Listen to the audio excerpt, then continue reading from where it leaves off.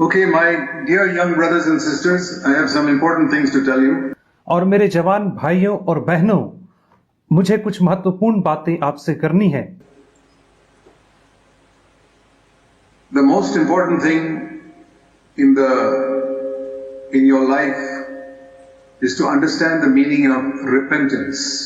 आपके जीवन में जो सबसे महत्वपूर्ण बात है वह यह है कि आप मन फिराने के अर्थ को समझें। Because most Christians have not understood the meaning of that word. क्योंकि बहुत सारे मसीहियों ने उस शब्द के अर्थ को सही रीति से नहीं समझा है।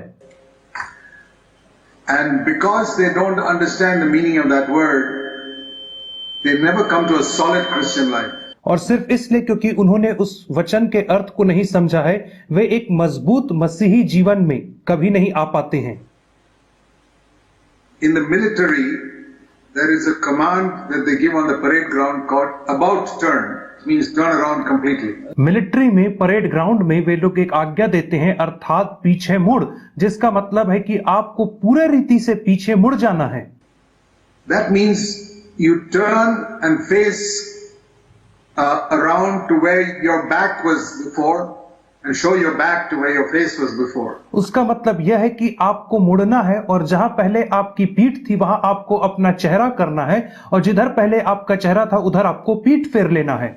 You know, like right now, where you're sitting, if you turn around 180 degrees, you won't see me anymore. अभी जहां पे आप बैठे हैं, यदि वहां पर से आप 180 डिग्री मुड़ जाएंगे तो आप मुझे नहीं देख पाएंगे। You'll see the back wall. तो आप केवल पीछे की दीवार को ही देख पाएंगे। And you won't see me at all. और आप मुझे बिल्कुल नहीं देख पाएंगे। But if you turn only halfway to the side, then with one eye you'll see me and with one eye you'll see the wall. परंतु यदि आप आधा मुड़ेंगे 90 डिग्री में, तो आप एक आंख से दीवार को देखेंगे, एक आंख से मुझको देखेंगे।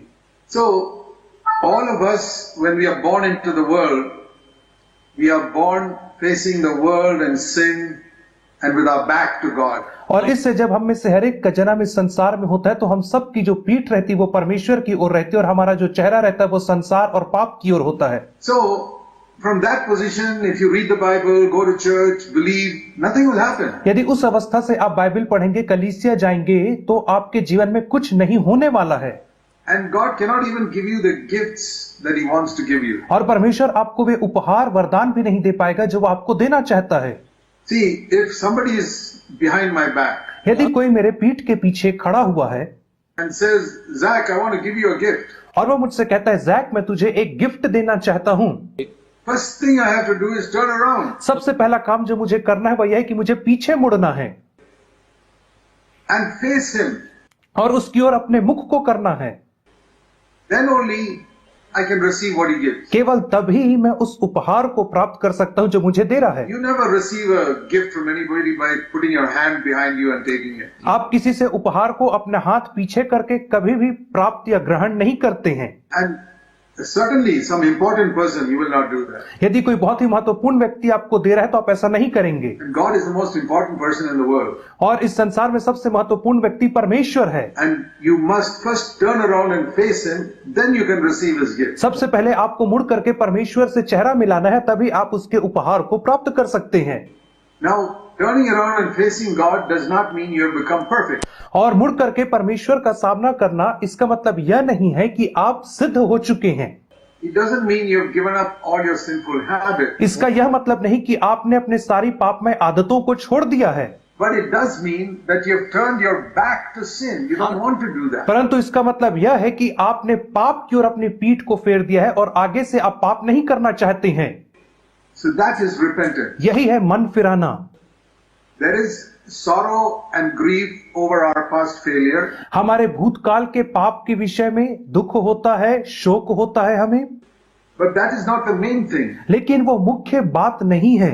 Yeah, you know, for example, if you have hurt your father and mother very much who did so much for you, you feel sad about it. यदि आपने अपने माता पिता को चोट पहुंचाया है, जिन्होंने आपके विषय में इतना कुछ किया, तो आपको दुख होगा। So when you feel that you hurt God in so many ways, you naturally feel bad about it. ठीक वैसे ही जब आपको लगता है कि आपने बहुत सारी रीति से परमेश्वर को चोट पहुंचाया है, तो उसके लिए भी आपको दुख होता है। But that is not the main thing. लेकिन यह मुख्य बात नहीं है। If I feel very sad, oh, I'm so sorry that I did all these bad things and I keep on facing sin, then I'm not repented. और यदि मैं इससे केवल अपने पापों को लिए बुरा मानूं और उसके साथ साथ मैं पाप की ओर मुख भी रखूं तो मैंने मन में ही फिराया है। See, every thief is sorry for stealing when he's caught. हर एक चोर जब पकड़ा जाता है तो अपनी चोरी के लिए The पछताता है। thief will be sorry for stealing when he is caught. और एक चोर पकड़े जाने पर अपनी चोरी के लिए पछताता है। जब वो पकड़ा जाता है तो वो सॉरी महसूस करता है। Even a murderer will feel sorry for the murder if he is caught. यहाँ तक कि हत्यारा भी जब वो पकड़ा जाता है तो हत्या करने के लिए पछताता है या सॉरी महसूस करता है। So, feeling sorry is not primarily repentance. और पछताना ही मुख्यतः मन फिराना नहीं होता है। Because it may be because of the consequences of my sin, I'm feeling sorry. और कई बार मेरे पापों के परिणाम की वजह से मैं पछताता हूं। But I have to turn from sin itself. लेकिन मुझे स्वयं पाप से ही मुड़ना है। And I want you to understand one big difference between these two sentences. और मैं चाहता हूं कि इन दोनों कथनों के बीच में जो मुख्य अंतर है उसे आप समझें। One sentence is, I will never sin again.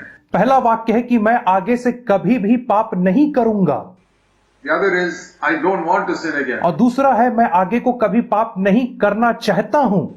You know the difference between the two? आप दोनों के बीच में अंतर जानते हैं?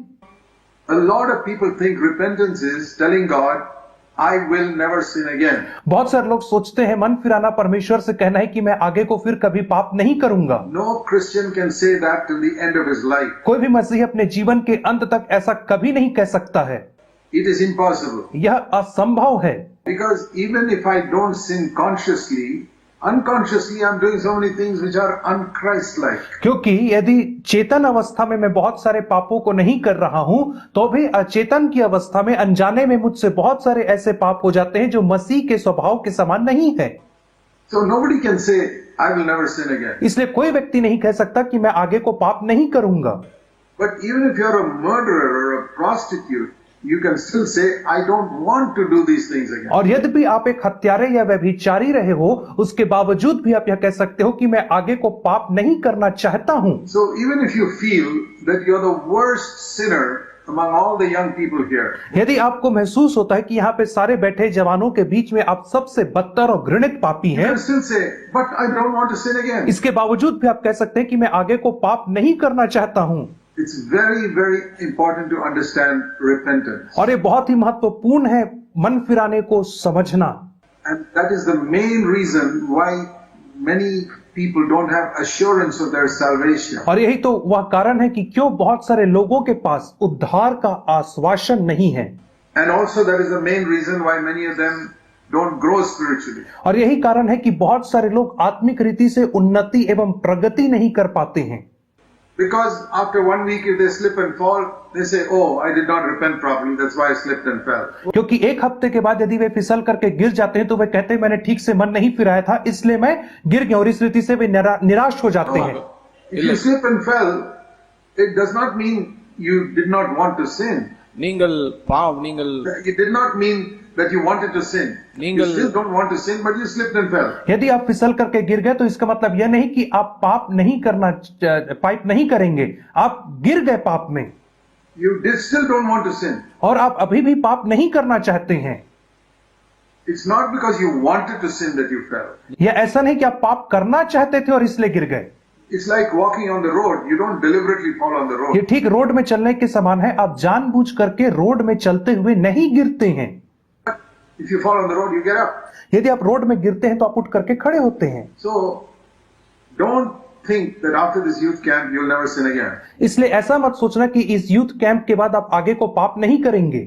But I hope all of you will make one decision here today that I don't want to sin again in my life. परंतु मैं आशा करता हूं कि आप में से हर व्यक्ति यह निर्णय लेगा कि आगे को मैं अपने जीवन में फिर कभी पाप नहीं करना चाहूंगा। Now there are many reasons why we should repent. और बहुत सारे कारण है कि क्यों हमें मन फिराना चाहिए या पश्चाताप करना चाहिए।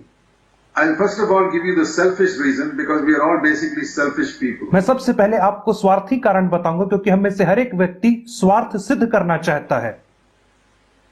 Sin is bad for you. पाप आपके लिए बुरा है। Doctors will tell you that drinking and smoking cigarettes is bad for you. Doctor आपसे कहेंगे कि मदिरा पान करना या धूम्रपान करना आपके स्वास्थ्य के लिए हानिकारक है, But they will not tell you that sin is much worse. लेकिन वे आपको ये नहीं बताएंगे कि उससे भी बदतर है पाप करना। You know, there's a verse, let me show you a verse about anger. मैं आपको क्रोध के विषय में एक वचन दिखाऊंगा In Ecclesiastes. सबोपदेशक की पुस्तक में। I hope you know where Ecclesiastes is. It's in the middle of the Bible after Proverbs. और सबोपदेशक की पुस्तक बाइबल के मध्य में है और नीति वचन की पुस्तक के बाद में है।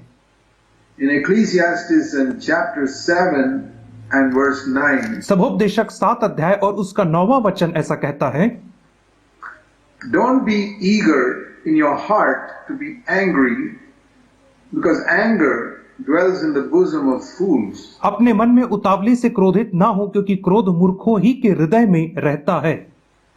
So whenever you get angry, you know what you are. जब कभी आप क्रोधित होते हैं तब आप जान सकते हैं कि आप क्या हैं। If you didn't know till now, you know it now. यदि अब तक आपको नहीं पता था तो अब आपको पता चल गया है। See, it says here, it is in the heart of a fool. और यहाँ पे वो कहता है कि क्रोध मूर्ख के हृदय में रहता Even है। if it is in your heart, you're still a fool, even if you don't say anything. यदि आप कुछ ना भी कहें, लेकिन यदि क्रोध आपके हृदय में है तो आप एक मूर्ख व्यक्ति के समान हैं। If you're angry with somebody in your heart and you don't say anything, you're a fool. यदि आप किसी के प्रति क्रोधित हैं अपने मन में और आप कुछ भी नहीं कहते तो भी आप मूर्ख हैं।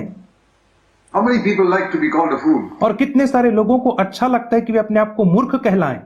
I don't call people fools. मैं लोगों को मूर्ख नहीं कहता हूं, But if God's word says you're a fool, ஆனால் தேவனுடைய வார்த்தை परंतु यदि परमेश्वर का वचन कहता है कि तुम मूर्ख हो, who is a fool? मूर्ख कौन है? The one who's got anger in his heart. वह जिसके हृदय में क्रोध समाया हुआ है। And if he allows it to come out, அதை it வெளியே is வரும் out. और यदि वह क्रोध को अपने मुख से बाहर निकलने की अनुमति देता है He's a bigger fool. तो वो बहुत बड़ा मूर्ख है।